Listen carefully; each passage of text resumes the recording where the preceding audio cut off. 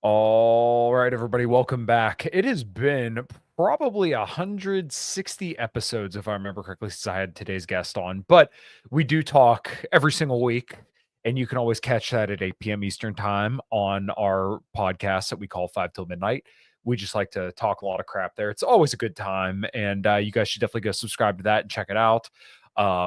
If you enjoy the same, not entirely the same stuff that we talk about on this show, but we just kind of talk about culture and stuff like that. But other than that, today we're going to talk about who we are as Americans and probably all sorts of different tangents from there, archaeology, anthropology, and a lot of this stuff because it is very fascinating to me. And I listened to a podcast that my guest today did with Graham Hancock, and it was very, very enlightening to me because this is something that I don't really pay an insane amount of attention to, but every single time I find myself starting to pay attention to it, I'm absolutely fascinated. But I did promise that I would plug Club NBT, which is the gym that I belong to. I'll try and see if I can get like the back shot in there. This is a new shirt that they just had. And they just released because Justine and Joel are just incredible people who run the gym that I go to, which is only a couple minutes away from my house. So Justine is also an IFBB pro, looks absolutely fantastic, and just they're the best people ever. So make sure you go check out them and all that. And if you're in Pennsylvania, feel free to stop by there, and you can get a day pass for I think like $10. And if you're there when I am, I'd gladly work out with you, and I'll spot you, as somebody said in in my show with Oren that I look like the guy who would spot somebody's PR. But anyways, before we get to today's show, make sure you hit all the links below to figure out where you can find my guest, myself, everything I got going on, everything he's got going on. And of course, Tiger Fitness is the link below, tigerfitness.com/Kyle M, to let the Tiger Fitness company know that I sent you and get a little bit of a discount whenever you buy your supplements through Tiger Fitness, which is all the stuff you see right back here. So without further ado, guys, I've rambled on long enough. Let's get right into it.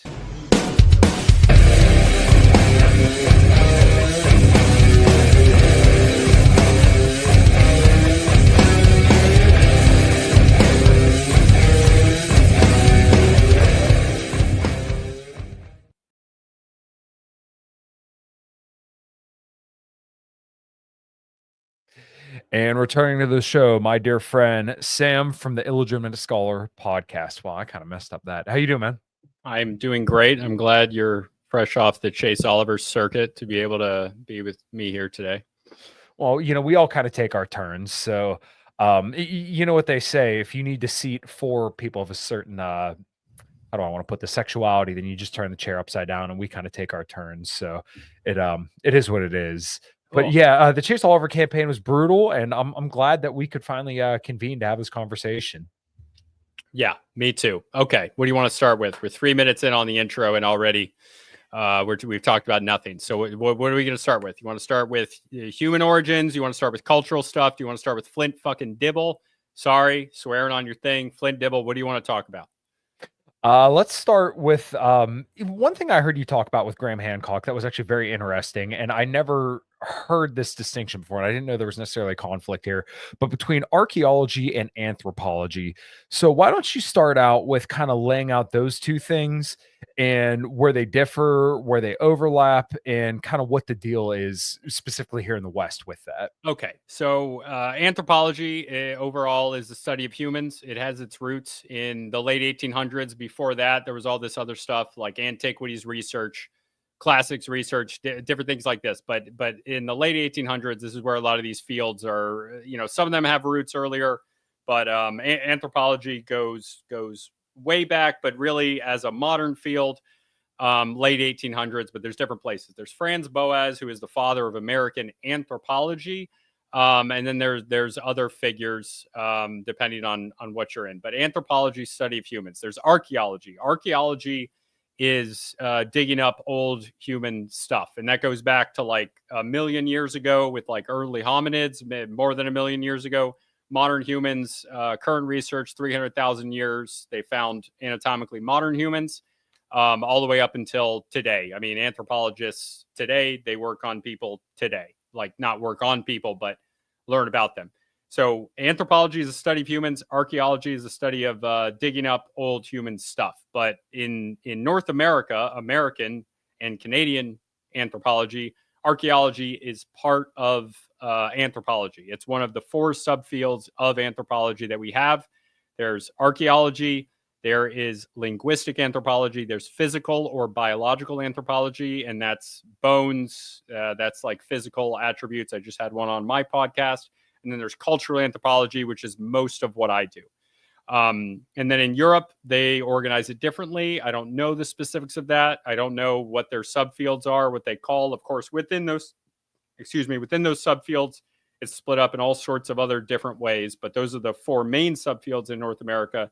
In Europe, I don't know. They're European. I don't care. I know that there's archaeology and anthropology over there, and over there, they're separate. Okay. Yeah. So there's not a conflict per se, but there's a difference. And the reason for that is what's been communicated to me, and I don't fully understand it, and I don't care that much, is that this was the result of, in North America, when anthropology was becoming a field, that was like before the Indian Wars ended. So that stuff was still going on. And so it was a little bit, they were more attached. And for whatever reason, in America, we ended up with anthropology, including archaeology, and in Europe, they don't. I don't know. They're European. Okay, yeah, that's so we're the Native Americans, if you will, if we're kind of referring to, pre, United States as we understand it now. Were they doing any kind of anthropology or archaeology back then? And is that kind of why there's a little bit of dispute? No, that's a good question. I don't know. I don't know of any examples of that happening. When you say Native American, usually that refers to people native to what's now the United States, but it can also refer to anybody from the Western Hemisphere. They generally call them First Nations in Canada. But, it's possible that somebody was doing that. I mean, the Olmecs were kind of ancient already at the time of the Aztecs, but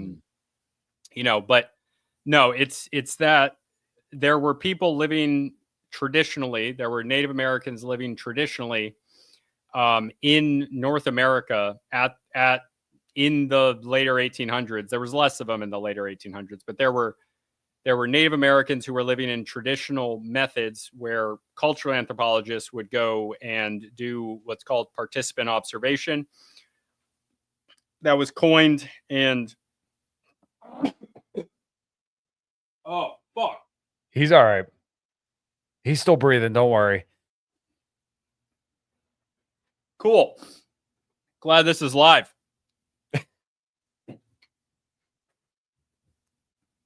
Everything's all right. Yeah. So Branislaw Malinowski. Branislaw Malinowski was the guy who created what's called participant observation. This is modern cultural anthropology. And when you have people that were living in traditional methods through participant observation, someone like Branislaw Malinowski, they would go into and live within the people who were living in those traditional methods, generally learn the language, understand their subsistence strategy, what their structure is for how they deal with conflict, how they deal with laws, how they have a family structure. You can have patrilineal, matrilineal, whether the line goes through women, like Jewish people, the line goes through women. In Anglo-American culture, it goes through the men. This is how you get your last names. All of these types of things. How they live, make a living, their religion. This is all cultural anthropology. And so for whatever reason, I should know why, like better reasons for why they were combined and made into one thing in North America. But it's been told to me that is why, and I can't give a more specific reason. Oh no, that's okay. You're getting a lot of love in the comments. Let me see. So we got, obviously you commented your bananas. Jay Forte said, when's he gonna eat a banana and turn his camera off? Oh wait, it's not Monday. Volpe Perspona, persona. Geez, I can't talk apparently. Yeah, Too many bananas. That's what, and Brett, that's what happens when you shave your beard off. that is. Yeah, I shouldn't have done it. Shouldn't have done it. That's all right. Um, so one interesting thing that you kind of brought up there was also kind of like the what was it called? Like where they live in another culture. I've always Yeah. found this kind of stuff to be very, very interesting because I know like a lot of people there was a big hubbub around like nutrition studies where they live with the Hadza in Africa. You would probably know like more specifically what country the Hadza are specifically from, The but they're Hadza. What country they're from doesn't really matter. A lot of times they go yeah. over. Yeah, I know the Hadza. Okay, so what they did in these nutritional studies is that people thought, okay, well, they're always running and hunting. They live a very active lifestyle. And what they should find is that their metabolisms are like super high. But what they actually found when they tested like their resting metabolic rate and all this stuff and their like daily calories out is that actually they weren't like that much higher than the average person. But, we wouldn't know that unless people were able to kind of observe these people's behaviors and stuff like that and live with them for a period of time. So and obviously, like I feel like a lot of probably what you do when you start looking up different cultures from history, like a lot of the stuff kind of is word of mouth. Like there's probably some concrete record, but it's probably hard to get a real touch for what was going on exactly at the time. Is that right or no? Yeah, I mean these methods were developed over time. But what you have a lot of issues happen when different people are studying people because before they had like very not ritualized but very segmented methods for studying. The rules that you follow to understand the people. There's two terms. There's emic and etic, and yeah, these terms are relevant when when you use an emic perspective. It's from the perspective of those people, of the people that you're studying, whereas an etic perspective is an outsider's perspective. And when you have these earlier studies of people, they are often studying them more from an etic perspective, where they're studying it from an outsider's perspective about what they're doing, and they're judging that culture by the standards of their own culture. But when you're doing participant observation and when you're trying to perform ethnology, where you're comparing different cultures, it makes sense to have a set of rules. To You can never remove bias, but to attempt to get rid of as much of it as possible so that you can understand that culture through how they understand themselves. And that's essentially what participant observation comes down to: understanding how that culture views itself, how that culture views their own rituals, what purposes they do for everything. And when you standardize it, that's the word I was looking for, you can come out with an understanding of that culture. On the nutritional studies, when you look at Africa genetically compared to a lot of other continents, there's much more genetic diversity within Africa Mm. than there is anywhere else. And by anywhere else, I mean everywhere else combined has less genetic diversity than Africa by like an order of magnitude. And this is the reason why I can't say that I don't think out of Africa is a flawed theory, because that makes sense based on the Mm. years of development. And it is true that different people, based on different metabolic history, different diets over a long enough period of time, will have a different diet that works for their particular body, between when you compare populations. And that's going to be relevant for specific people groups. It's not going to be relevant, if you were to compare like a German to a Spanish person, but it is relevant when you're talking about like a Polynesian versus like someone like the Hadza, or even when you compare the Hadza or someone like a people group like the Khoisan, which are the indigenous people of Southern Africa. You compare them to like a Bantu Mhm. person or an Ethiopian Somalian person. The differences between the Khoisan from Southern Africa and a Bantu person. Most Americans descend African Americans, which in anthropology is a term that refers to the population. It's like a bottleneck population that descend from freed American slaves. Of course, we also have more recent immigrants from Africa, like Somalians, Ethiopians, namely in places like Minnesota, as Mhm. well as other populations that have come more recently. But the African American population is, from the anthropological sense, is majority Bantu. And the Bantu are as different from Khoisan they're more different from a Khoisan than a European descended person is from an East Asian person. Okay, so basically, I want to see if I can kind of distill this down or at least kind of say it back to you. So, like, basically, what you're saying is that, like, in different parts of Africa, that there are drastic differences within Africa. So, like you said, the Bantu are significantly different than maybe the Hadza or somebody else on a different part of Africa. Yeah, I don't Uh, remember what larger group the Hadza are a part of. mhm. But yes, in general, yes. Sorry, I didn't mean to interrupt you, but No, no, no, no. You're fine. You're fine. I think we might have talked about this the last time you were on too, but when you kind of mentioned like different nutritional things and like when people start looking into the way that people ate all over the world, um, in like Asia, what they always found is that like they would pair foods that would match their amino acid profiles so that way they got a full amino acid profile. Now, I don't think there was probably no way in hell, you know, thousands of years ago the Asians were thinking, okay, well, I need to get sufficient leucine. So I have to have like, so many potatoes because potatoes are a good source of leucine. And then like, beans and lentils may be good. And like, some of the other amino acids. I think it was just kind of like this is what was around, and they said, "Oh, well, this tastes good," and it probably filled up those amino acid things. And like, we also know that like people, um, a lot of people who grew up around water or like were kind of lived around water, they had very, very good healthy diets because they got a lot of omega-3 fats. And that's what is largely the problem with us in our population today. When people talk about like omega-6s being an issue, it's largely because people don't get omega-3s anymore. Like how often do you see people eating fish that isn't like deep fried, right?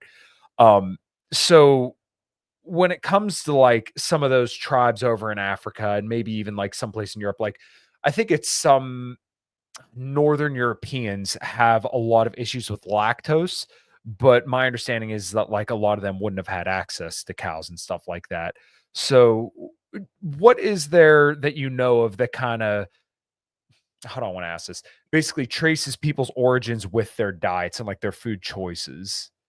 um, so so food choice is one thing, but what's more important is there's another word for it. Diet Like preference a or whole diet. Like yes, we can talk about the micro stuff. Like, and when I say micro, I'm talking about like even macronutrients. But at a yeah, micro level, like yes, there are certain foods that provide you with certain nutrients. But at the same time, pretty much any normal traditional diet, like people talk about how the Mediterranean diet is so healthy. right. No, yes, that's Mhm. true, but it's not true because the diet is helpful. It's true because the diet is a real complete diet.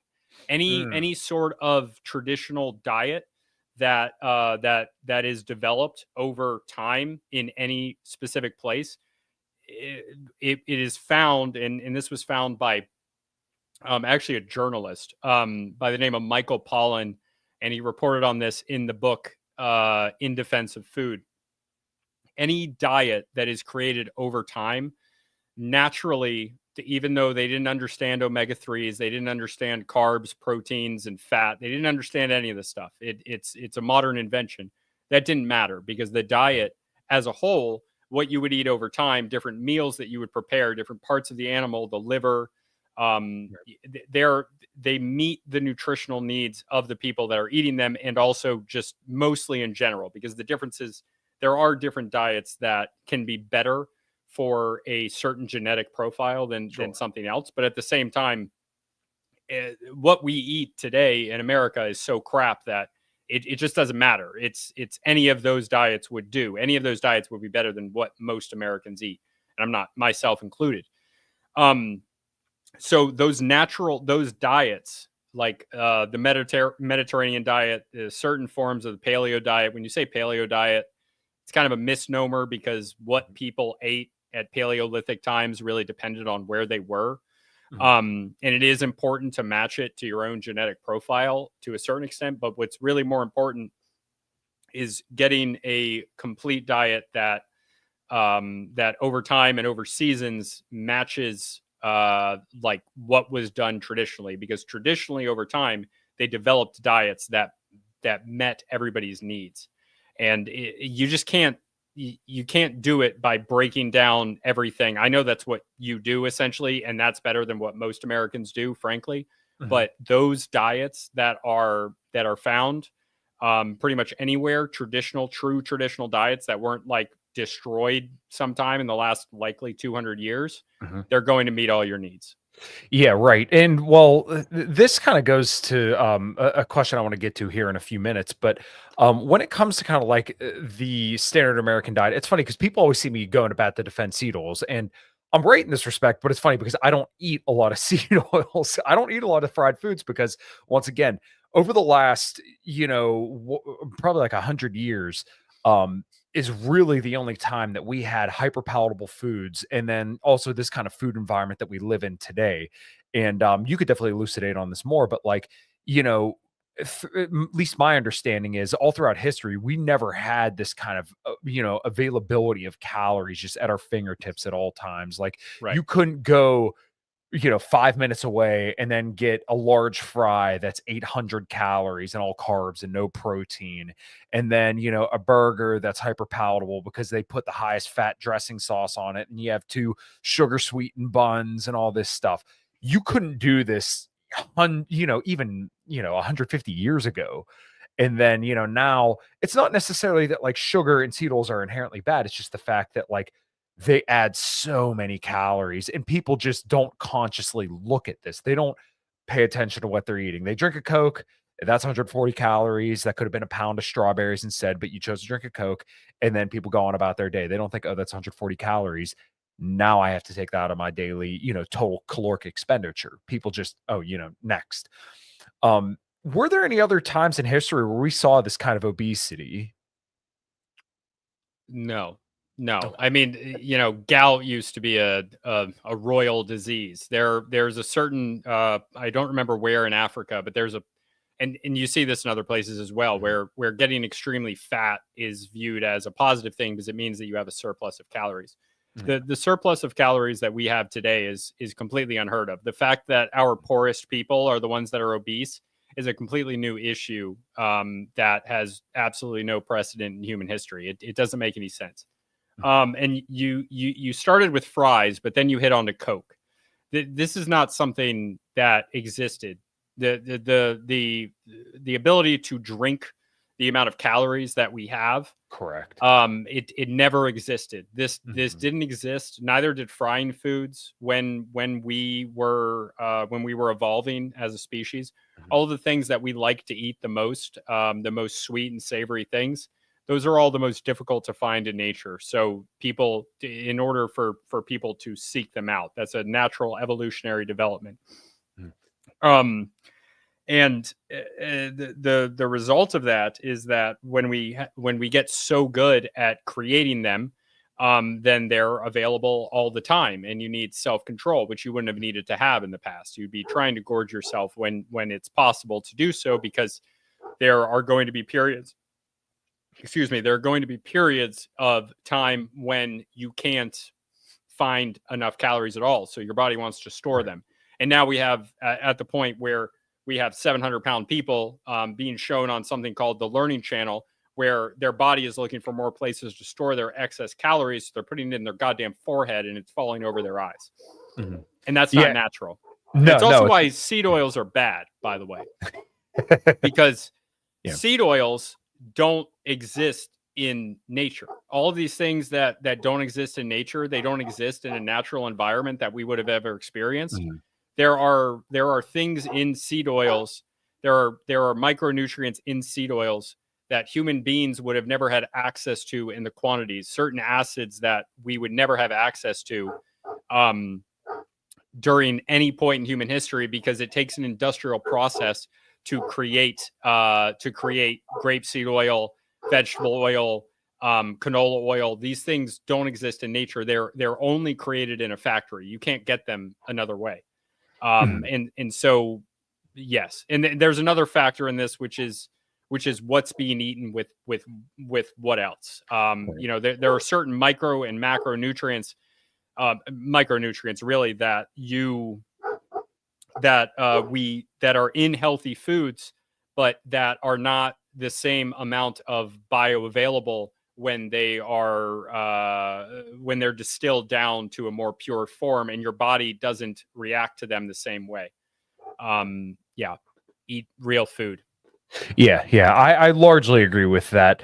Now, and the other thing was is that you were mentioning kind of like more hyperpalatable foods there as well, and like a nut. If you think about nuts, nuts are actually the least satiating food, and they're also the most calorically dense food, which are conveniently high in fats. No one would really argue that nuts are bad for you because they're not. But the problem is, if you ever look at the calories on a bag of nuts, it's insane. There's 400 calories in a bag, and I don't I think probably speak for everybody when if you pick up a bag of peanuts, you could eat that whole thing and still be hungry for, like the next few hours because they just provide no satiety. But there's a lot of good nutrients, a lot of healthy fats in there. But once again, they're not calorically satisfying. They're not very satiating calorie per calorie. And I'm glad you also made the point of like, we were never able to drink these kind of calories before because high fructose corn syrup wasn't a thing, right? We weren't able to make sugar into such a fine thing that you could just chug it and, people will drink a 2 liter of Coke in a day. And okay, well, that's like 8 or 900 calories, right?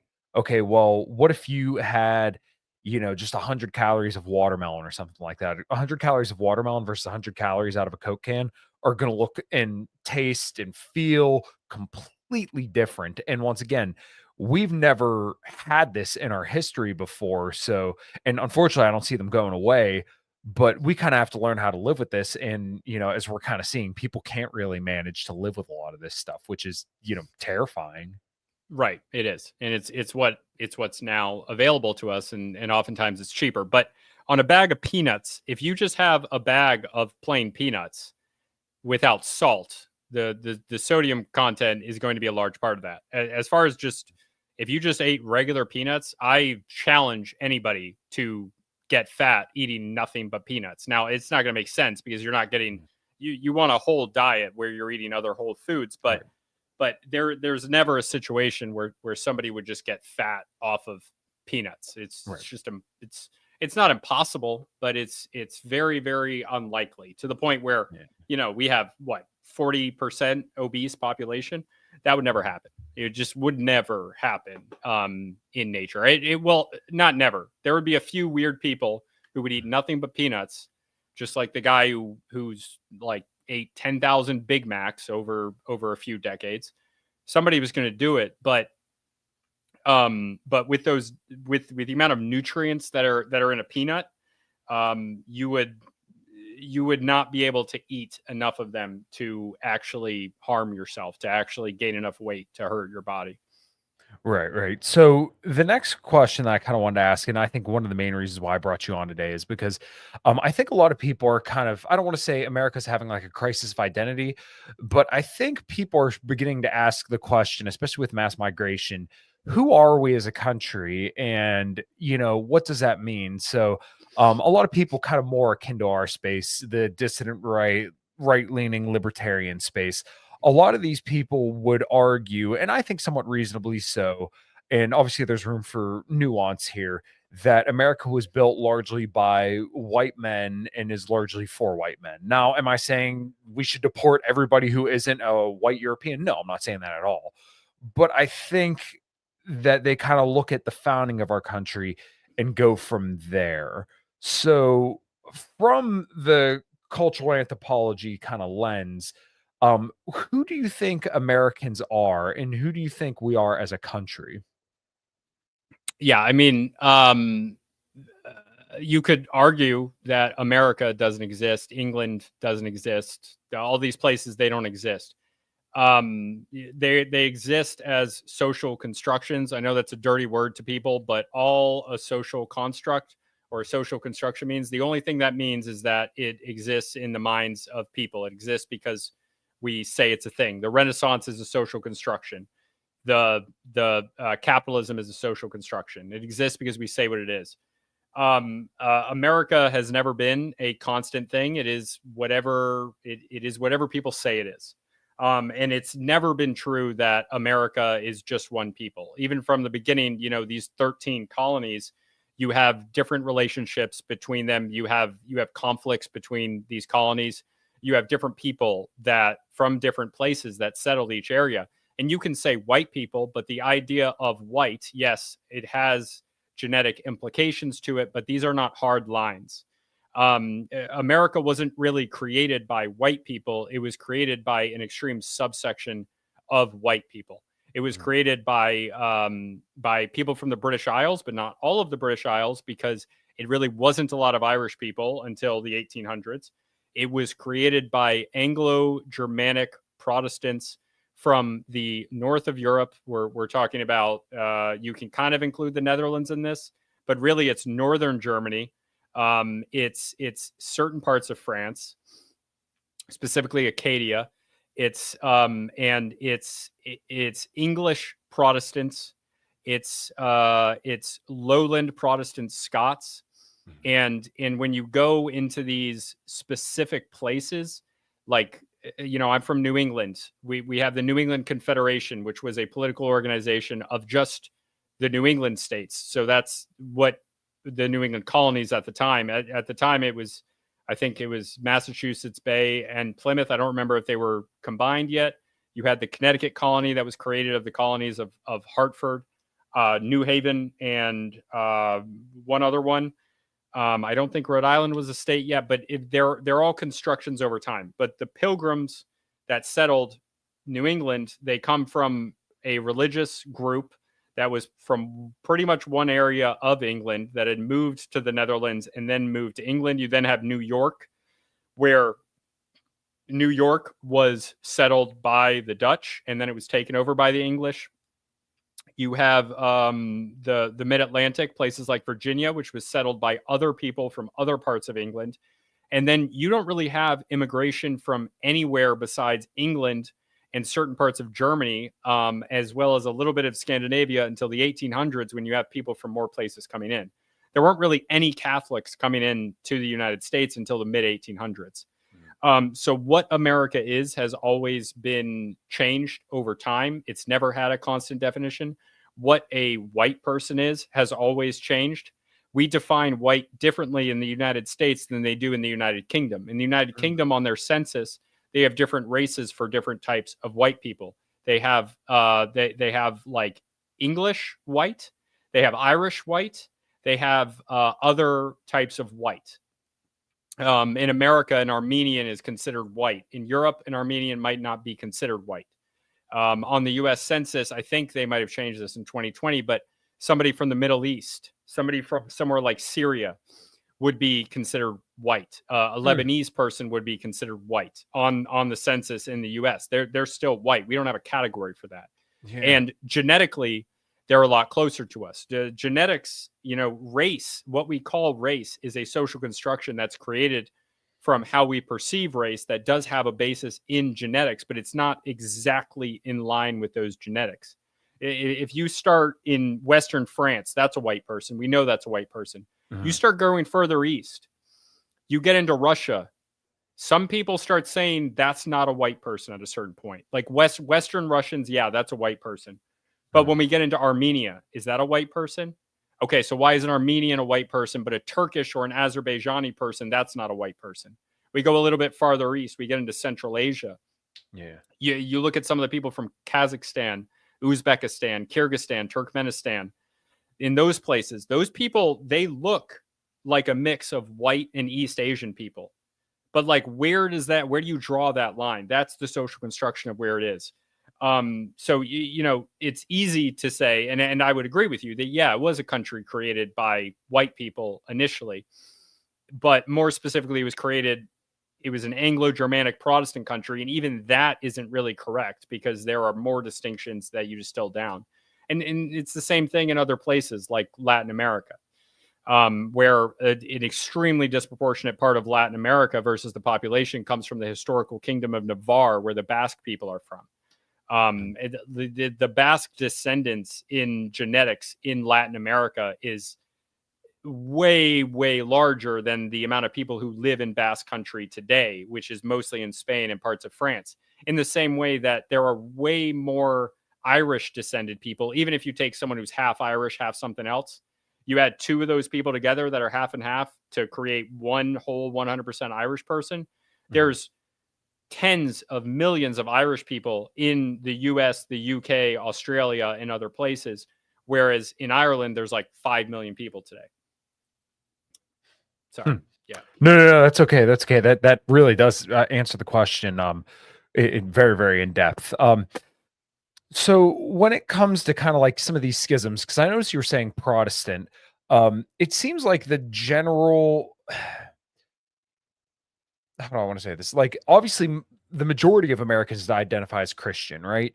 But then that kind of breaks off, right? To where, like you said, Protestants, they're obviously Catholics, they're Eastern Orthodox, and there are all these different kind of religions. So, Well, when did sects of a sex? religion, but Okay, yeah, I apologize. Correct, sex.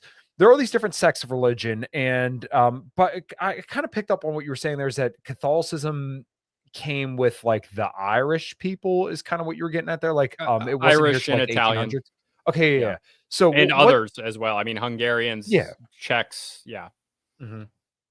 So what was the?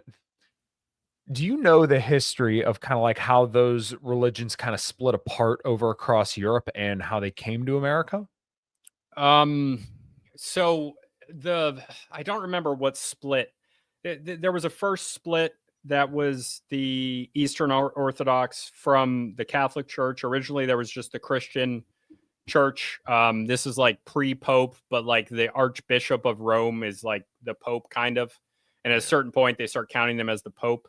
That's centered in Rome. That kind of comes out of after after you have the fall of the Western Roman Empire. The Catholic Church kind of carries on what was Western Rome. The Protestant Reformation happens in like the 1500s, but the difference is you have Eastern Orthodoxy, you have Coptic Christians in the Middle East. We don't have a lot of those in America, but they're a thing. Coptic Christians. So Eastern Orthodoxy, you have Catholicism, Protestantism comes out around 1500, somewhere around then. But the further divisions are what's more interesting to me, especially in the context of America, because we all pretty much agree as Christians, whether we're Catholic, Protestant, Orthodox, and people don't talk about the Coptics, but people don't argue that the Coptics are not Christian. But you then get into Mormons, Latter-day Saints. You get into Latter-day Saints and Jehovah's Witnesses. I don't consider them Christians. I you know, depending on the Mormons and the whatever, that's a new thing, right? They add their own thing. And a lot of Mormons would say, or Latter-day Saints practitioners, they would say that they are Christian. And I would say, no, you're not. And you can be to yourself. You can identify as whatever you want. I'm not going to tell you, no, you're not a Christian, but because it's relevant to the conversation here, I'm going to say, I don't think they're really Christians. And there's also further divisions that you can make, right? Like there's the Catholic Church and everybody's Roman Catholic. But Irish Catholics, even though they are Roman Catholic, have their own way of practicing Catholicism. So there are saints that are more specific, more commonly talked about in Ireland. A lot of them, and that carries over into America. A lot of those saints that are canonized, a lot of them come from ancient polytheistic gods. They were then transferred over to become saints. And like my mom, my fucking Irish mother, talking about saints when I was younger, some of those saints she references are actually like Christianized versions of these old gods. Whereas someone from Italy, even different parts of Italy, different parts of Ireland, different parts of different places, is going to practice that religion differently and have different details within it. somebody in the comments says 1054. That sounds right for the schism between that, but that's Catholicism and Eastern Orthodoxy. Mhm. It doesn't 1500. You then have the Protestants split off, but now in America we have evangelicals. Evangelicals are very common, and they're spreading out into Latin America as well. They're converting Catholics into evangelicals. So what would there's two things I kind of wanted to hit on there. So let's start with the first thing, and that's evangelicals. So evangelicals have the belief of dispensationalism, which is that basically, Not just them, but yeah. okay. Well, okay. So who else believes? Is that a Protestant belief as well? So Protestants, like in Catholicism, it's way more simple because it's like Sure. one church that has a system. But with Protestantism, you have Lutheranism, which Mhm. is created, Right. and Luther is just he's trying to do another schism and convert people to Lutheranism. But then you have Calvinism, and then you have it just splits open, and there's hundreds of different types. Yeah. Um, and evangelicals are ostensibly a part of Protestantism, but you could also Oh, okay. argue that they have also become their own thing. Mhm. Just like some people would argue that the Mormons, Jehovah's Witnesses are Protestants, but a lot of people would call them their own thing as well. Mhm. They kind of get put in their own categories, but this is just how people decide to where to put people, what boxes to put people in. Mhm. But yes, it's generally true that Protestants in general are more likely to be dispensationalists than Catholics. Okay. So when I talk to my Eastern Orthodox friends who we have a lot in common, Buck Johnson, Tommy Salmons, Rachel and Andrew Wilson, and all these people who are Eastern Orthodox, what they always say is that the church is Israel, or like we are the church, basically, kind of like it's a very spiritual thing. Whereas it seems like dispensationalists, and you can correct me if I'm mistaken, is that they believe in Israel, the physical place, and that obviously, and I don't want to go down this rabbit hole too far, but basically, like, there are the chosen people, not just like everybody is at a certain point where basically Jews are the chosen people, and the physical Israel of this world is like the religious Israel in their Bible. Is that right? It sounds right. I don't know enough to say it. Maybe I Sure. just don't understand it as a Catholic. But as far No, as it's I'm okay. concerned, the people who argue that are like I don't know. Our Eastern Orthodox aren't usually dispensationalists, are No, they? no, no. Right. Right. I'm sorry if Yeah. I didn't clarify, but basically they reject that belief where they say like the modern church, or like their church is the Israel, as in like that's where they go to Right. Okay. worship and Okay. Yeah. everything. Yeah. Yeah, I Yeah. apologize if that wasn't clear. Yeah, I look. It's 19th century and Mhm. some 18th century propaganda. I don't know. I Okay. can't understand Protestants. I don't get it. I don't understand what the point is. I'm Yeah. sorry if there's any Protestants in the comments. I just personally don't get it Mhm. as a whole. But I also don't understand why you would deify another group of people that's not. It's like they just didn't read the New Testament, which is the entire Sure. point of Christianity. So at Mhm. that point, just be Jewish. It's fine. You can be Jewish. You can start your own white Hebrew Israelite thing and Mhm. just be a counter to the black Hebrew Israelites. It doesn't make any sense to me. Okay. Right. Okay. Yeah, fair Yeah. enough. So Caravaggio had asked this question. I made sure I started because I think it's actually a good question.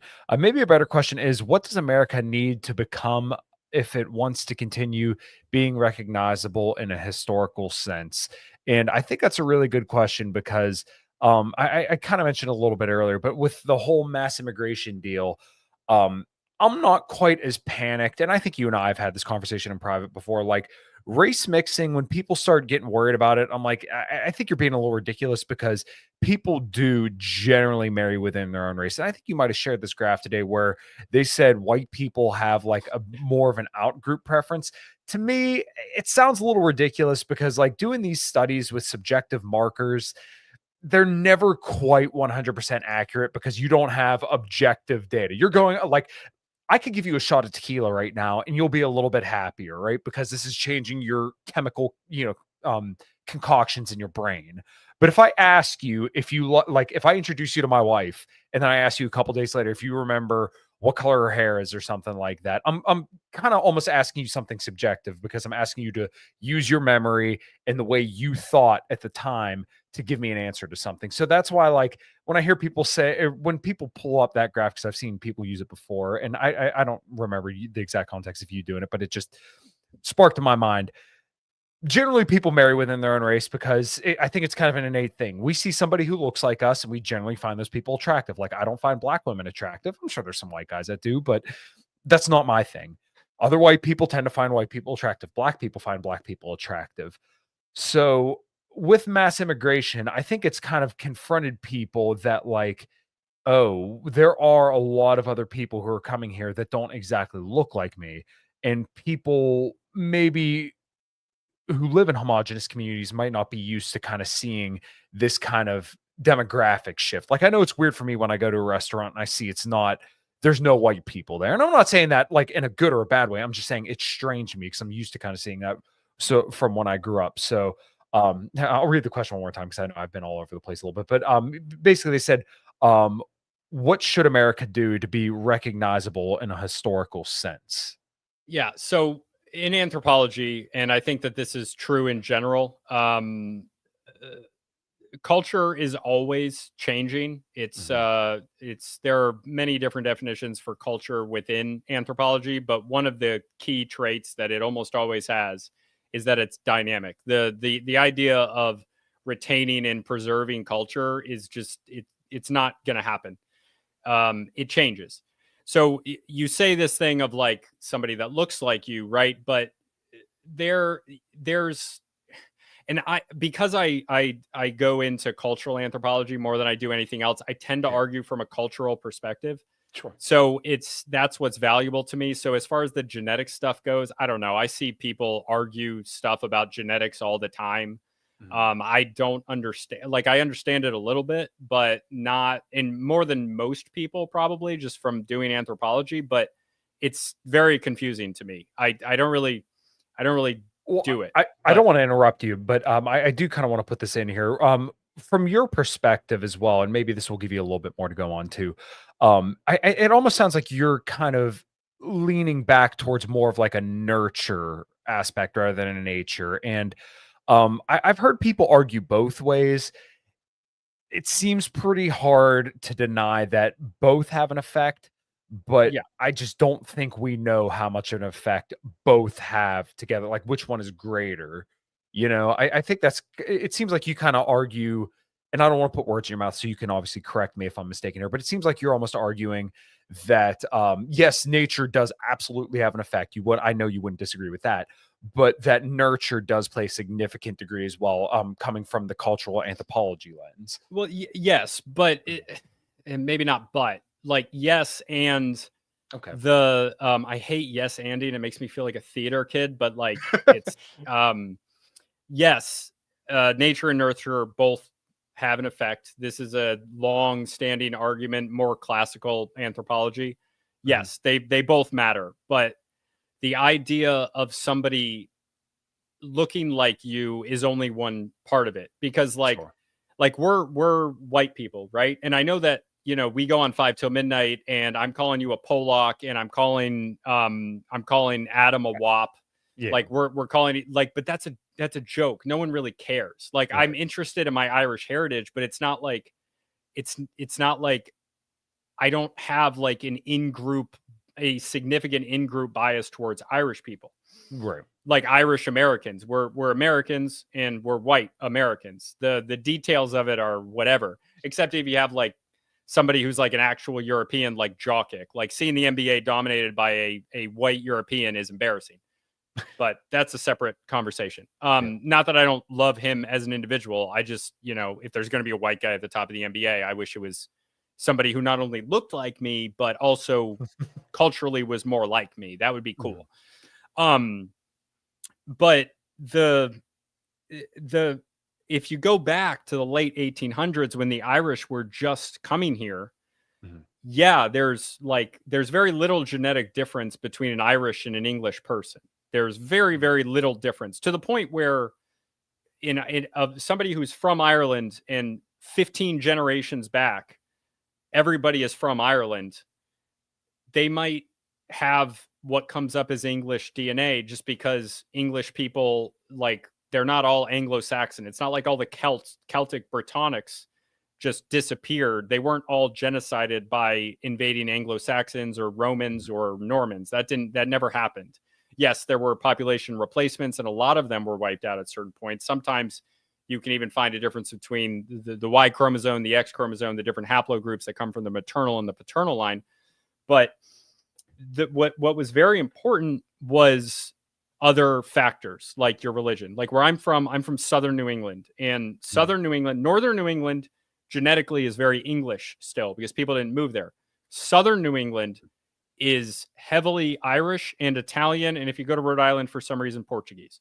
But if you're in Southern New England, like the amount of people that I went to school with who are half and half or part and part Irish and Italian is huge. There are so many people that are Irish, Italian, and maybe some English in them as well. Like I'm really 3/4 Irish, 1/4 Hungarian, but there's like an eighth or a quarter of that Irish is actually English. But it was scandalous in the late 1800s for an English person to marry an Irish person, even if their families had been here for two, 3 generations. Wow. That was scandalous. And then you have this Irish-Italian mix. Why does that happen? Because they're both Catholic, mostly. At least, a lot of Irish people are not Catholic, but the Irish population that came to America is Catholic. The Protestants weren't leaving Ireland in the same way because they were the upper class. And these are massive difference that you can't, if you look at somebody just naked, you can't tell if they're an Irish, or I'm sorry. Yes, you can't tell if they're an Irish usually, but you can't tell if they're a Catholic or a Protestant. But this mattered a lot to the people at the time in America, in the United States, in Canada. Looking at them was less important, but culturally it was very important what religion you were. I mean, today you have like everybody's marrying everybody. Everybody's liberal as hell. You have like Jews marrying Catholics. Nobody cares. Nobody thinks about what the kids are going to have because it's not as important to people. They have less religiosity. I wouldn't do that. I wouldn't marry outside my faith. But if you got me 10 years ago, I probably would have. I lost my virginity to a Jewish chick. I didn't care. I would have married her. Who gives a shit? Not her, but that was her as an individual, not as a person. Doesn't matter. Getting off the rails here. Hopefully it's entertaining. The point is that there are different ways, there are different identities that everyone holds. Okay. Your background, you're someone from Pennsylvania. You're an American. You're somebody who's from the Northeast as well. You're from the Northeast, like me. Right. You're from Pennsylvania. I'm from Connecticut. We're both from the Northeast. Right. You compare, we have similar upbringings in a certain sense because we're both from the Northeast. We understand each other, even though there's differences between Connecticut and Pennsylvania. You're from Pittsburgh. That's different from somebody who's from who's from Philadelphia versus somebody who's from Scranton versus somebody who's from Mechanicsville. These are different cultures, different geographies. They're very different, even within a certain place. I'm from a relatively, I'm a just slightly above average for Connecticut town. So I had a middle class to upper middle class upbringing. In my town, there were $1 million homes in 3 trailer parks. And the people that grew up in that trailer park and the people that grew up in those $1 million homes down by the water, they're very different culturally. They're probably going to marry within somebody of their same class. People are probably going to marry somebody, usually just like you said, most people marry within their race. That's true. Most people also marry within their educational background. They marry within their income bracket. This is also things. They're less visible. If I look at a white guy dating an Asian woman, which is much more common than this, leaves Asian guys just screwed. But that's another conversation. But I see a white guy with an Asian woman. I know that those two people are in an interracial relationship.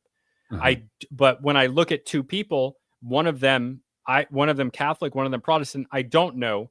But it doesn't mean that it wasn't important to people at a certain point and what would have mattered. I mean, my dad grew up in a Catholic neighborhood. My dad grew up, he would tell me about, he lived in a Catholic neighborhood, all Catholics, mostly Irish. My dad's half Irish, half Hungarian, grew up around other Catholics in a neighborhood of other Catholics. And that's post World War II. That's 1950s. And World War II is really when whites became whites. Like that's when that was crafted. Pre World War II, I mean, you go to the 1920s, you have the second iteration of the Ku Klux Klan. First iteration of the Ku Klux Klan, you have the 1800s. You have post Civil War Confederate insurgency. That's a different thing. Second Ku Klux Klan, 1920s, birth of a nation. This is not a white people's organization. Mm. This is a Protestant, Anglo-German organization. They burned down Catholic churches. They lynched over 1,000 Catholics. They gave the name Fighting Irish to Notre Dame because when the KKK came to fuck with the Irish at Notre Dame, I don't know what year this was, but early 1900s. And there's also arguments about where this came from, but this is one of them. And this happened regardless. Yeah. It came in. They had the freaking priests from Notre Dame trying to come and stop everybody to stop them from brawling in the street because you had Irish Catholic college kids who might have been in America 3 generations. Irish Catholic college kids fighting KKK in the streets because they were coming to protest them because they hated them. And that's in the 1920s. This is a recent thing. That was 100 years ago. This is not ancient history. This is within certain alive people's lifetimes. Mm. Right. So one other thing I kind of wanted to touch on as well, and I think you would be the right person to ask about this, is I'm sure you've heard people always share the meme of the average empire lasts 250 years. Do you think that's bullshit or is it true? Because I've seen stuff that says both, but I'm leaning in one direction. I'm curious which direction you lean in. If you flip a coin 10 times and it lands on heads, on the 11th time, what is the probability it will land on heads? 50%. Right. The average lifespan, maybe you can estimate an empire at 250 years. The average lifespan of a 249-year empire is not 250 years, just like the average lifespan of a 76-year-old human is not 77. So, like, yeah, people can say that. I think there are arguments to be made there, but like, it doesn't mean you hit 250 and it's all over. I mean, as far as I'm concerned, America doesn't really become an empire until the mid 1800s anyway. So we're not really 250 years into empire. Creating the country doesn't start the empire. It wasn't an empire. You can argue we start our empire, the Spanish-American War, maybe the Mexican-American War, but really the Spanish-American War, Cuba and the Philippines. That's when it really starts. You could argue it's a little bit before then, but no, we're not even close to 250. And even if we were, it doesn't mean much. It's that average of 250. I mean, you can have much less. You could have the Napoleonic Empire, which lasts less than 10 or maybe 20. I don't remember. And you can have something like what's a longer standing empire? The Roman Empire. It's like the empire itself, 500 years. But then you have the Byzantines. The Eastern Roman Empire lasts 1,000. But if you count in the Roman Empire with the Byzantine Empire, the Eastern Roman Empire, it's 1,500 years. Now, it doesn't matter. Right. So one thing that I'm always curious about is, and I'm sure this question probably intrigued you as well because you were a history major at one point as well, right?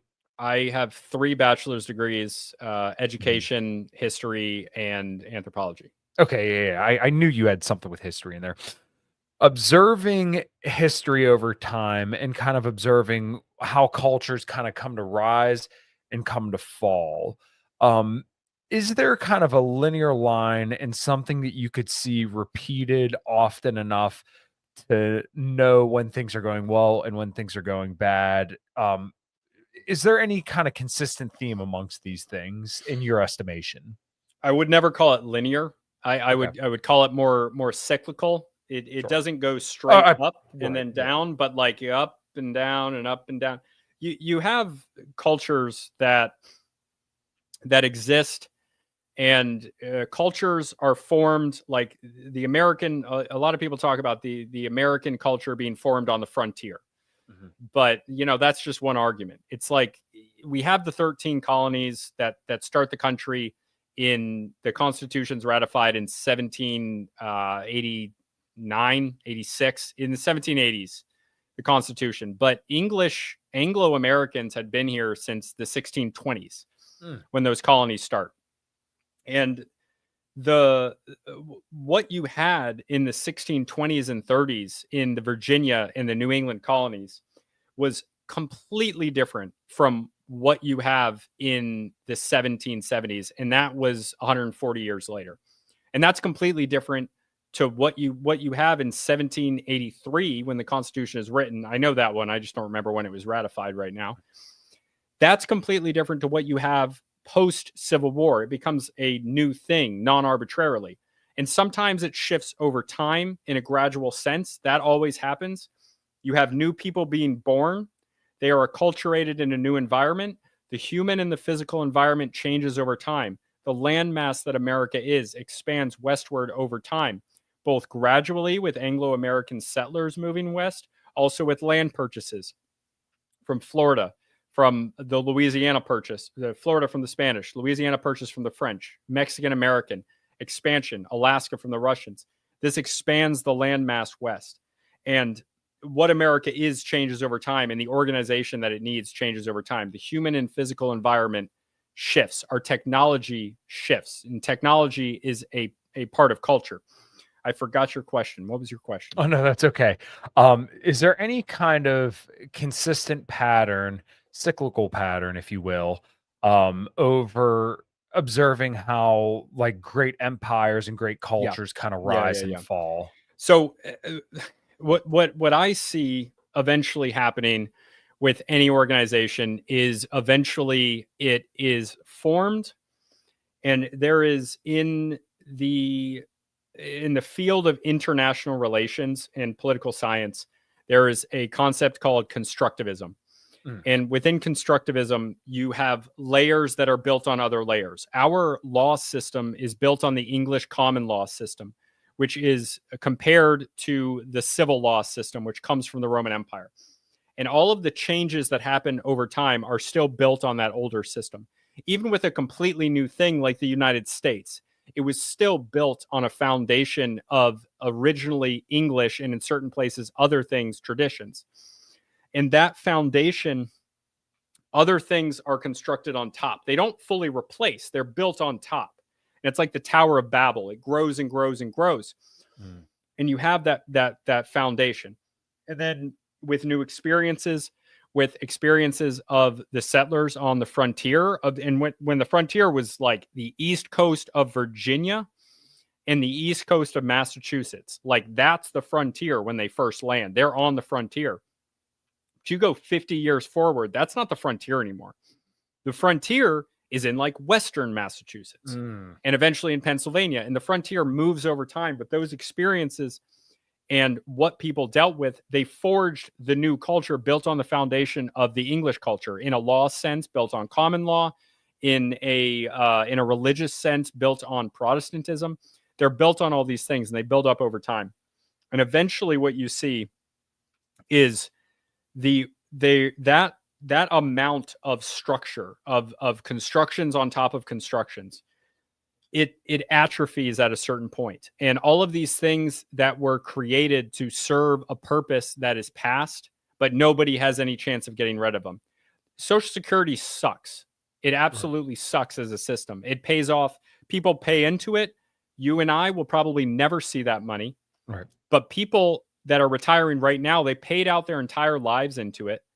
And it is a system that if they had put the money, if the government had instead, even though it wasn't a concept at the time, put all of that money into something like the S&P 500, they would have seen a return compounded over 40 years in order of magnitude 10 times larger than they do through Social Security. It's a terrible system.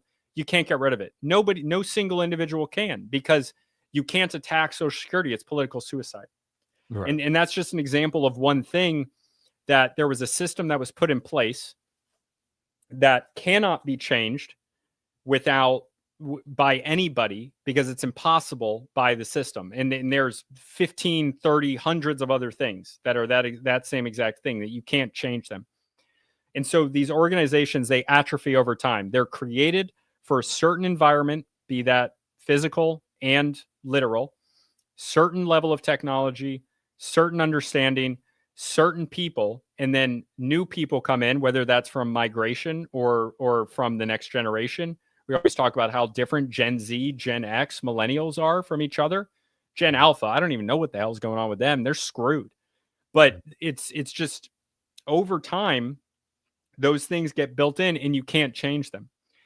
And that's why you have a book like Genghis Khan and the Making of the Modern World, where you have this off the steps, and this happened forever up until technology at a certain point.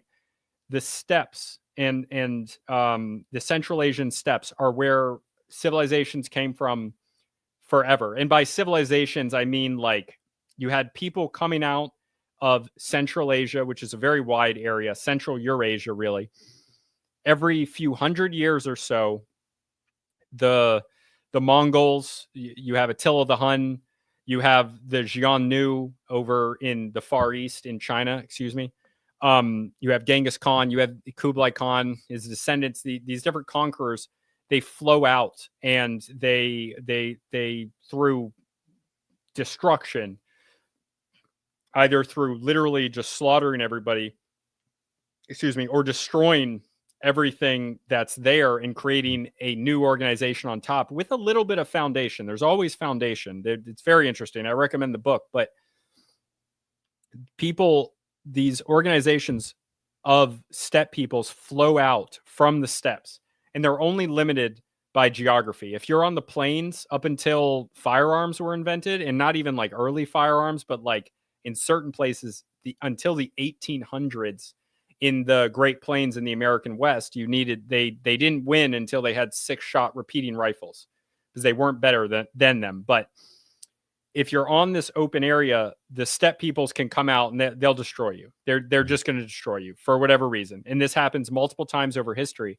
And what you see is you have steppe peoples install a new government, and then a few hundred years later, a few generations later, whatever was created by a past steppe people that took over leadership of the area, which this is how it worked for most of human history. We can't get into the specifics of this, but basically, like we think of it today, capitalism, oh, we create things from nothing. We have this fast technological advance. So somebody can just create a new idea and then they create new economic value.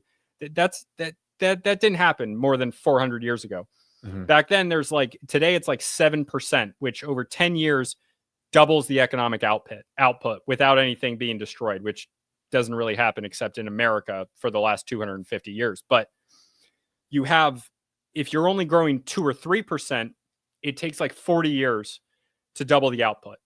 Yeah. So there's not a difference over time. The way that people got rich was through these patronage networks, through being put in place by the people in charge, which, like when you see in the 1600s in England, people, they hop between a Catholic monarch and a Protestant monarch, and who's in charge depends on who you know and what religion you are in a lot of cases. But the steppe peoples, they flow off the plains, off the steppes, they conquer everything. Their descendants eventually, sometimes they're able to keep their culture for a few generations. Sometimes it only takes 2 or 3. They become complacent. It's that old quote, which is like, often people attack it, but it's true in the simplest sense, but there's a lot of details in it. But good men, bad men create hard times create good men create easy times create, that whole thing. But this happens time and time again over history, where these organizations, they atrophy and they have to be destroyed. There's no other chance because they're entrenched power, and it takes an outside force destroying them. Mm-hmm. The problem is today, what we have is we have a situation where usually a rebellion would happen when people don't have their bare necessities met. They don't have food. They don't have clean water. They can't do anything. It's not like, you're not going to get that in modern America. No. So it takes, in a globalized world where you essentially have one complete system, it takes a collapse of the entire system, which now would be the entire world, because everything's so interconnected. And maybe we'll be able to draw it back. People have argued that. I don't know. But what I do know is that any crisis today, like, people don't starve to death in America in 2024. It happens a little bit, but if you go back 200 years in history, 150, maybe even 100, people will starve to death if they're too poor. That's not going to happen here. People will have their lifespans shortened, because of lack of accessing better medical care and bad calories and bad health intakes, but they're not going to starve to death. And that was the reality for millions of years of human history leading up to 4 people ago. And we're now in a new thing. Everything that we do now, people try to look at it historically, everything's different. And everything's different because the rate of technological advance has never happened so quickly. It's never been at this rate. It's never gone this fast. And like, I know it's easy to say from where we are right now that our time is special, but our time is special in a lot of ways, and not in a good way, in a neutral way, not necessarily in a bad way. I mean, I think through my own beliefs, it's bad. But at the same time, if I was living 150 years ago and I was at risk of starving to death, I would probably say, man, it would be really great if my biggest problem was like Too much my calories. right. It's like it's BS, but that's all based on how you grew up. I grew up soft as shit. Like I grew up in Connecticut. I grew up soft as shit as far as America is concerned. And I became a Marine, and that sucks. But like my life as a Marine was still like, what matters to humans is relativity. It matters how you compare to what you know. But my life as a Marine was still better than the majority of humans in all of human history. And it's something that most people can't imagine even doing in America. Probably your listeners of the podcast is a little bit different, but on average in America, most people can't do that. And Yeah. that's how everybody's life was forever. I couldn't live as a hunter-gatherer. I couldn't. Impossible. Yeah. Well, much to your point, though, I agree with you that this time is kind of special because, once again, in human history, kind of like we laid out a little bit in the begin or towards the beginning of the show, we never had the same access to calories. We never had the same access to life-saving medical treatments. We never had the same access to technology, and we never had, specifically to the point you were just making, access to sedation, where we weren't so comfortable Good. to the point that we would never do anything. Right. So I And think, pharmaceutical drugs created that had never been created in well, yeah, existence ever. exactly. Even So, like, without the other sedation stuff you're talking about, like very right. literal medical sedation doesn't Mhm. happen. So, SSRIs, painkillers, opiates, doesn't happen. They have to find a way to deal with it. yeah, to your point, it seems like kind of what you were getting at there is that there were usually rebellions in massive organizations, governments, countries, if you will, however you want to put it. And I'm sure that there's some overlap and some not amongst those three categories. But in America, when you're the world reserve currency, you have the biggest and most badass military, but your population, is definitely becoming less comfortable, because I know this is a big debate on Twitter a couple weeks ago where they were saying $100,000 isn't a lot of money. But, when you look at the average income of, like the mean household income, I think, or the median household Median is income better. Yeah. was $88,000 a year. Right. So between two people, that means two people in a house on average make $44,000 a year. But then you look up the average salary of the average American, it's about $62,000 a year. If you give $38,000 to that average American, which would put their salary at $100,000, I'm sure they're going to be doing a lot better off.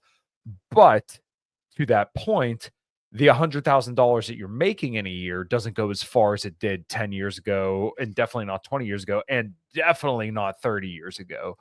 So the average American is starting to feel a little bit more pressure on themselves, and life is starting to get less and less comfortable over time.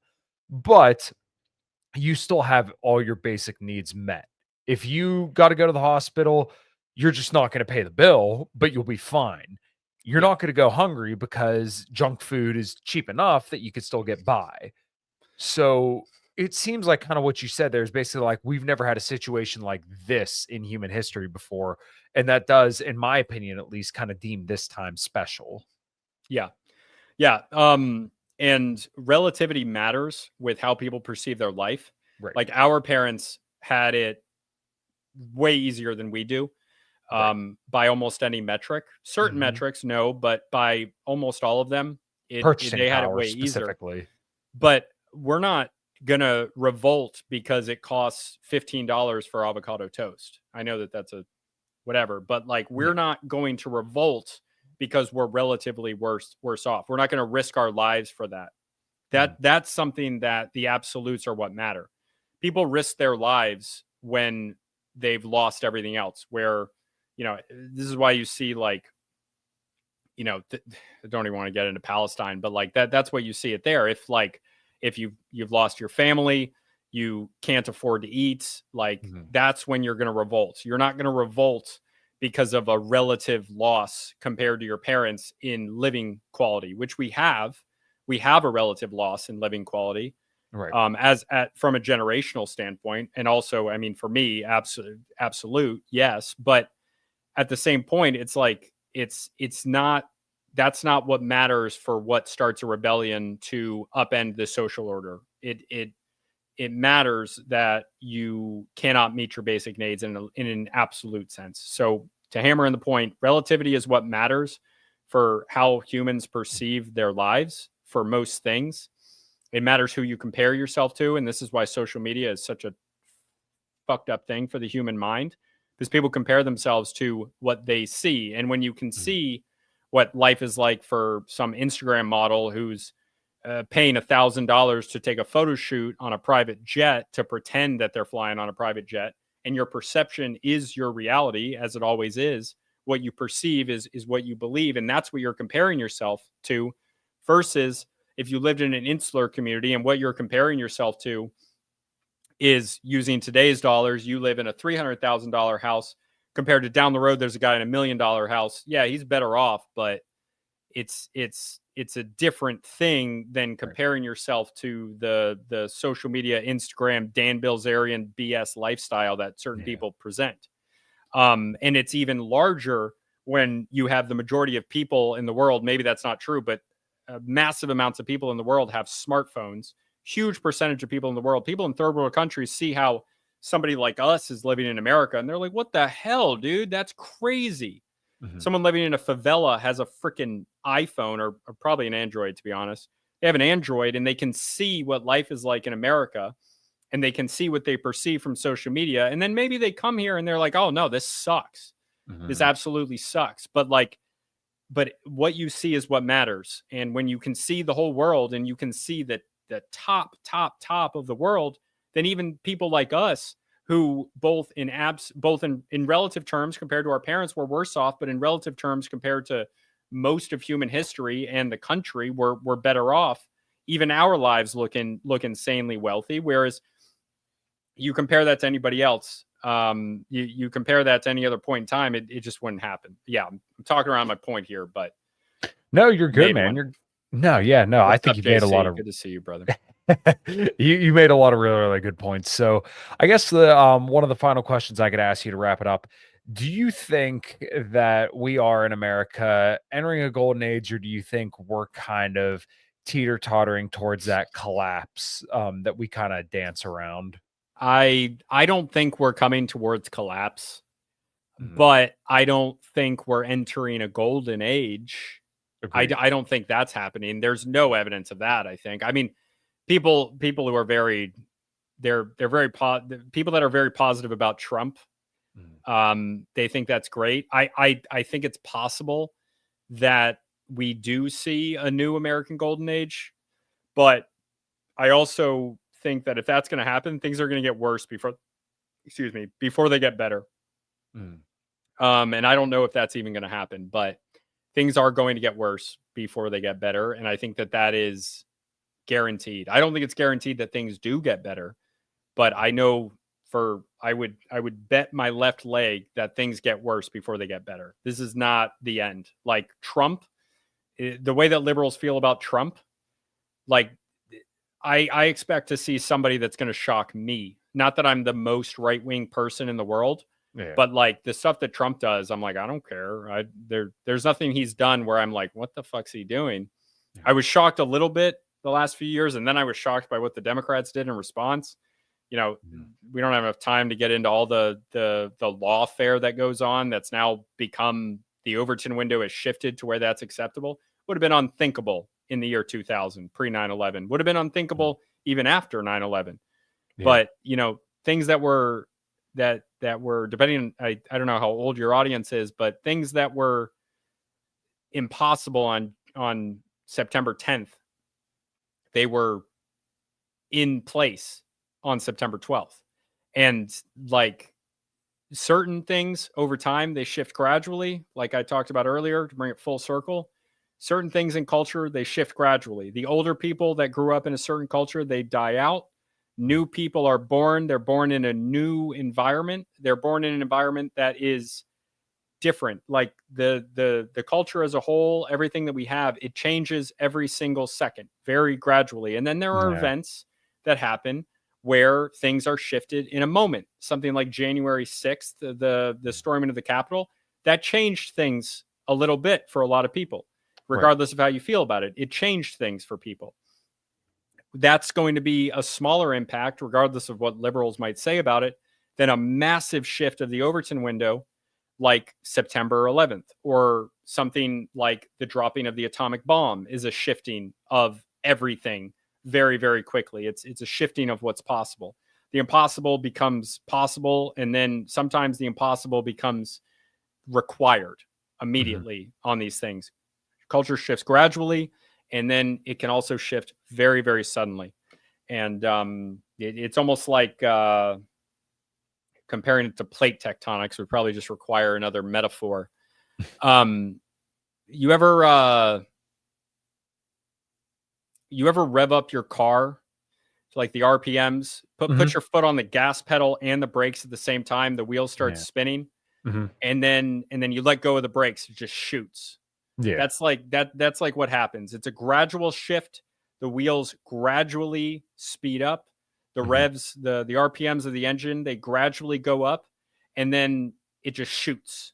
And Mhm. yeah, I mean, maybe a better comparison is something like a hyperspace drive where it like charges up in Mhm. like Star Wars and just pew, and it like beams out. And Yeah. that's like the type of thing we're dealing with. I love my Right. metaphors. I probably overdid it there. No, no, you're fine, you're fine, and, the automotive one actually, you did use all the correct terminology, so I wanna give you a thumbs up for that. Yeah. Three and a Um half years of auto mechanics in high school and oh, really? 4 years as an HVAC technician, which is Okay. less relevant to that, but yeah. Oh, no, that's okay. Um, man, yeah, I feel like we covered quite a bit. I agree with you, I don't think we're entering a golden age. I think a Who lot the of hell even people. said that? Someone Oh, said there that? have been a lot of people have said that. A That's a lot of people have said that that. that's stupid. Yeah, I'll tell somebody to their face that that's a stupid idea, unless it's someone like Oron McIntyre. no, no, I don't think he said that. That's good. I He's too I smart to say that. yeah, I'd be interested to hear their argument. I'm skirting around here if you're listening to that and you said it. Trump said it. Of course, Trump said it. Trump's wrong. yeah. Trump's Oh, wrong a Trump, lot. oh, yeah, I Trump, like he Trump. He's wrong. yeah, I think, like, I agree with you that it would have to be somebody that would be like, we wouldn't see out of left field. Now, like, to your point, though, I am genuinely shocked at some of the stuff that Trump did, like, in a good way, Yeah. but I still To be clear, when I say that, what I mean is like they I would have don't to believe we're never going to see fascism. We're never going to see communism. That's yeah, stupid. right. History doesn't repeat, but it rhymes. What I mean by shocking is that somebody is going to make Trump look like Jimmy Carter. Like I Exactly. think we're going to get Right. somebody that bad. Like Mhm. that's what happens when things get really bad. And maybe if things improve, we won't get somebody that bad. But I think we'll see some Bukele. We're going to see a Mussolini. Maybe not the H man himself, but we'll see something like a Mussolini, like a Castro. To use a left wing example, regardless, like the level of extreme change, I think we'll see somebody like that. I agree. Yeah, and I think that's, kind of where I stand as well, because I think when people say we're entering a golden age, I'm like, and a lot of the stuff that Trump has done is really good over the last 10 days, but we still have 4 years to go, and a lot can happen in 4 years. So before we start saying we should put him on Mount Rushmore and, have him run another term, let's see how these next 4 years go, and then we could consider that conversation, right? Yeah. No, S it like Trump in a lot of ways is a move in the right direction to Yeah, me. What I expect is that there's always like an overcorrection. People talk about this idea all the time. yeah, Like we overcorrected too far left culturally. Trump culturally is right. I tend to have more left mhm, wing economic views, but culturally, and when I say yeah, left wing economic views, America is so far up Ronald Reagan's ass that having left wing economic views in an American sense it doesn't mean much. But Mhm. like I'm left economically of Barack Obama, of any president since Jimmy Carter, probably. I'm Mhm. left economically of all of them. But culturally, I'm right of every single one of them. Besides maybe Reagan, but not in the right ways. It's like they're I expect to have somebody who goes further right than I want culturally. And Mhm. like I want, like I'm an extremist on the cultural sense. So like that would be just, it would be very bad. It would be very, very bad for a lot of things. It would be an overcorrection, which you kind of need. Things don't, it doesn't happen, it doesn't flow naturally. It flows, it overfills and overfills and overfills. And the left right Yeah. dynamic, it's something that comes out of the French Revolution. It's a social construction of how we categorize things, but just a general feeling of that type of thing. Yeah. Yeah. All right. Did this Well, dude just call me a ginger? I'm he blonde. did. I'm Yeah. blonde. What is it that what is it? A There's a red strawberry tint. blonde? Isn't that what it's called? I'm not even strawberry blonde, No, but I know. my beard when it gets longer, it gets a little Mhm. red. But no, it's just blonde. I guess it has an almost red tint to it.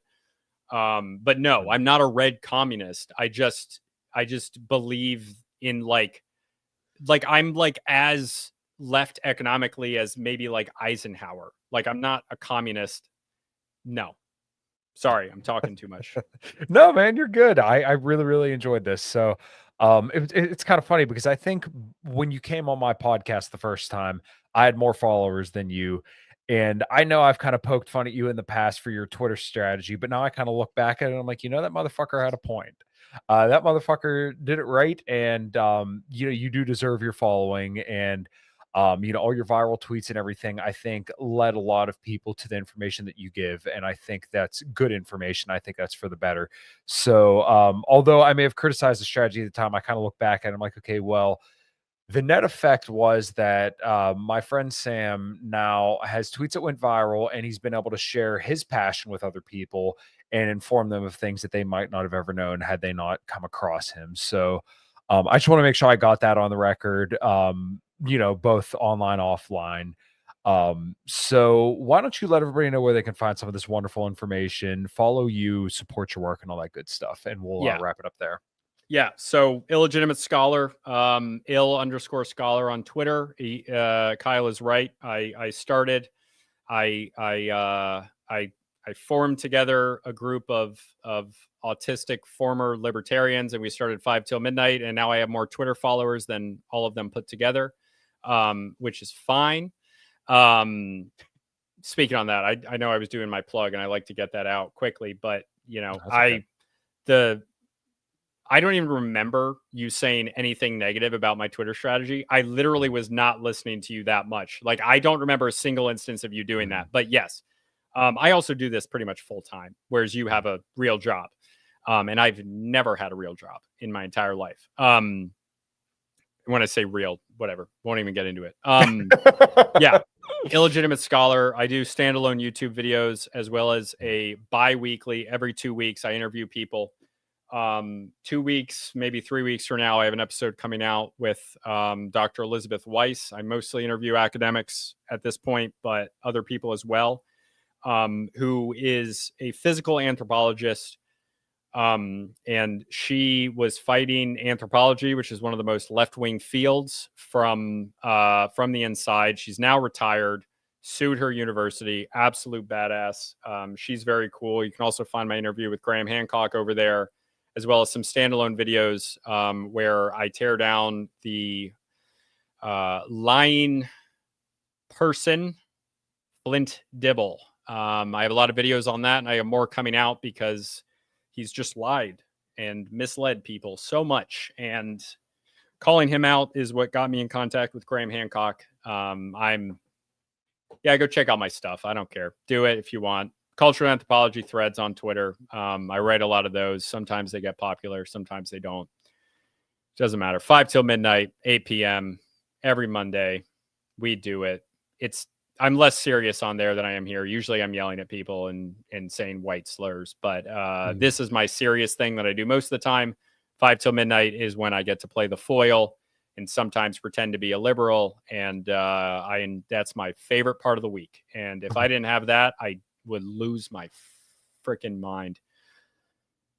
Yeah, and apologize for doing blackface. Right. I did apologize for doing blackface last week. I actually never did blackface, but I did apologize for it. And certain people on Twitter were very upset with me for apologizing for doing blackface. They were very upset that I apologized for doing blackface. They feel that I shouldn't have said sorry. And there were other people that were very supportive of me and said that it's okay. People make mistakes. It happened. It was 2001. And then I had to start telling people that no, I was 6 years old. I did not do blackface in 2001 in Vancouver. That was the Prime Minister of Canada. Yeah, that's it, man. All right. Well, I appreciate your time, and everybody, thank you so much for listening. And until next time, take care, everyone.